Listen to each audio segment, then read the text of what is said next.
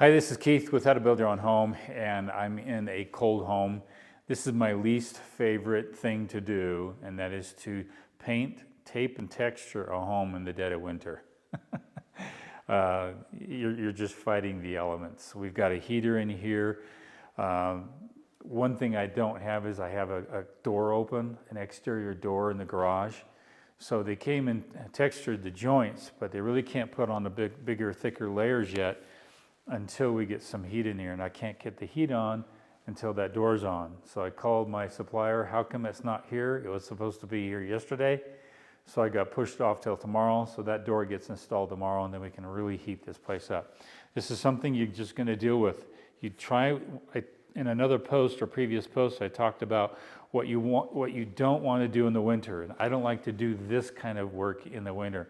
Spring, summer, fall, stay away from paint, tape, and texture.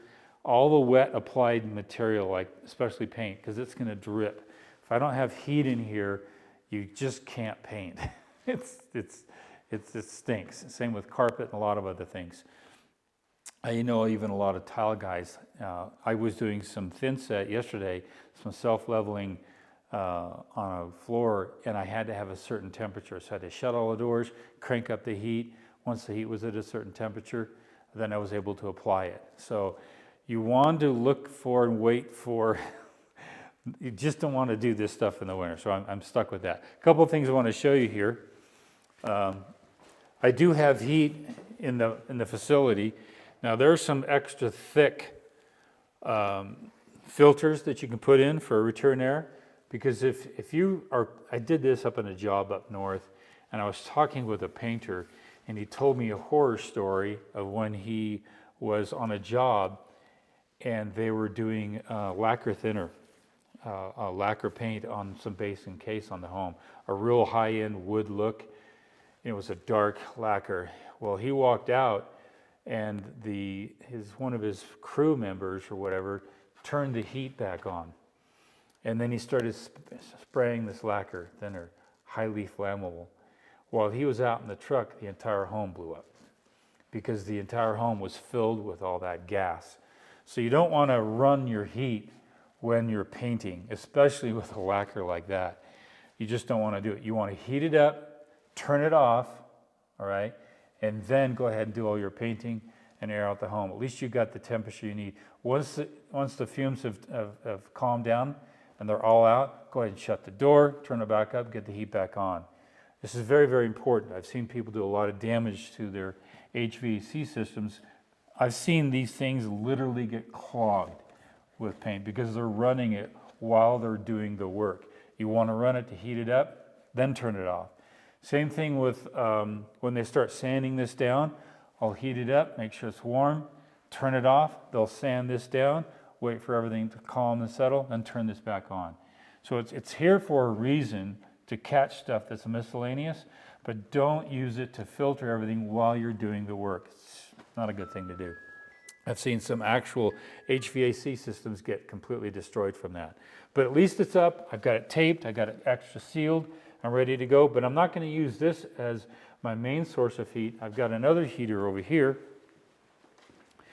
that I have, and we've plugged into a 50 amp cord. Basically, I'll have it plugged right into where the stove is going to go, and we plug that in and get that going as well. My painter has a gas heater that he gets going in here, although that's not recommended. I prefer to have electric running in here. He's got a propane one as well. Again, I don't recommend that, but he turns it on, gets it all nice and toasty warm, then turns it off because that heats up the place real quick. And then once that's all heats up, turns it off, and then he'll use the regular electric systems, either the HVAC system in the house, or we'll use this system, or a combination of the two. The electric is the best route, but this here can also be a problem for lacquer finishes. You just want to turn off all your heat entirely throughout the entire home. Once you've got it heated up and sealed off, then you want to do your paint. And then once the fumes are gone, then you can turn everything on. This is very important. I've seen a lot of painters do it wrong, and some of them don't even use heat and it drips. You should see what paint does when you try to paint in the cold. It drips. It's just not going to be happening. One of the hardest parts is even though you've got the heat going and you try to paint around those windows, the cold around the windows can actually affect the plastic on that cold, and it will actually drip on the plastic and come down. So air movements are real key. That's why I like the HVAC system, because it's moving air through the house. The more you have air moving over something, the easier it's going to dry. But if it sits still in stagnant air, then you're going to have more of a problem. So scheduling on stuff like this has always been a hard thing. A lot of subcontractors just don't like to work in the cold. I've seen electricians and HVAC, even plumbers, they would ask me, is the heat on? Because they're working with bare hands a lot of the time, and their hands get really cold. So time out your HVAC system. Now on this system, I knew that I was not going to have gas installed. We ran the numbers and we found out that we could actually get a more efficient system with electric. And it's about the same with regard to the utility bill. Sometimes some utilities are a little more than others, but for this one we went straight up electric on this. We have a lower cost on the gas because it's a really low gas company. The bill isn't that high. The benefit of this is that I don't have gas hooked up to this home. So I wouldn't have gas or heat for a long time if I went with a traditional gas heater. So I went with a heat pump with some electric. Now that we have power to the home, we can heat this thing up. So think in those terms, how you can get, if you're going to end up in a home and end up doing tape, texture, paint, carpeting, etc. in cold like we're doing right now, you want to think about how soon can I get heat in there and what's it going to take. You're going to want to think about that. I've got scaffolding outside, and the scaffolding is in the way of the gas company hooking up the gas. So I knew a lot of this stuff was going to hit me at the wrong time, and we're at the wrong time right now. So I'm glad that we went with electric, and we're all heated up on this.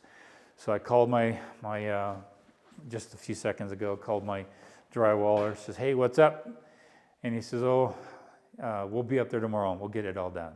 So I was kind of miffed up because they weren't here right now, but they'll be up there, they'll finish it up. So sometimes you want to pressure your guys and say, hey, I got to get this done, I got to get this wrapped up. And I don't like to be a hard pill, but I want to always be here constantly calling and find out where are you, what's up, that kind of thing.